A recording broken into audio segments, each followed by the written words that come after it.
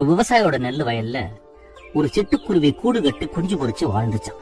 ஒரு நாள் அந்த தாய்க்குருவி இறதேடி வெளியே போன சமயத்துல அந்த விவசாயி வந்து வயலை பார்த்து, நெல்லு நல்ல பருவத்துக்கு வந்துருச்சு, வெளியூர்ல இருந்து ஒரு 20 ஆளுங்களை வர வச்சு அறுவடை பண்ணிடலான்னு தன்னோட மனைவி கிட்ட பேசிக்கிட்டே போனாராம். அதை கேட்டுக்கிட்ட குஞ்சுங்க தாய்க்குருவி வந்த உடனே அழுதுகிட்டே விஷயத்த சொல்லிச்சுக்கலாம். தாய்க்குருவி கவலைப்படாதீங்கன்னு சொல்லி சமாதானப்படுத்துச்சான். 5-6 நாள் கழிச்சு வழக்கம் போல தாய்க்குருவி இறதேடி வெளியே போன சமயத்துல அந்த விவசாயியும் அவங்க மனைவியும் வந்தாங்களாம். நெல்லு நல்லா முத்திருக்கு, இதுக்கு மேல வெளியூர் ஆளுங்களை நம்பி பிரயோஜனம் இல்ல, நம்ம ஊர்லயே ஒரு 10 பேரை வச்சு அறுவடை பண்ணிடலான்னு பேசிக்கிட்டே போனாங்களாம்.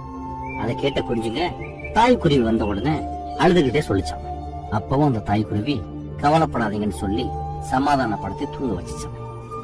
திரும்ப ஒரு 5 நாள் கழிச்சு விவசாயியும் அவங்க மனைவியும் வந்து, இதுக்கு மேல நெல்ல அறுக்காம விட்டா எல்லாம் வீணா போயிடும், வெளியாளுங்களை நம்பி பிரயோஜனம் இல்ல, நடக்கிறது நடக்கட்டும், நாளைக்கு நம்மளே இறங்கி அறுத்துடலான்னு பேசிக்கிட்டே போனாங்க.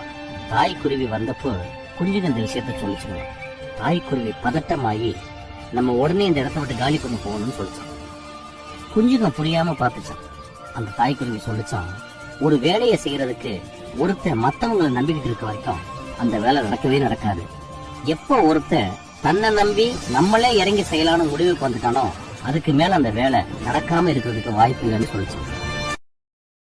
Download ShareChat.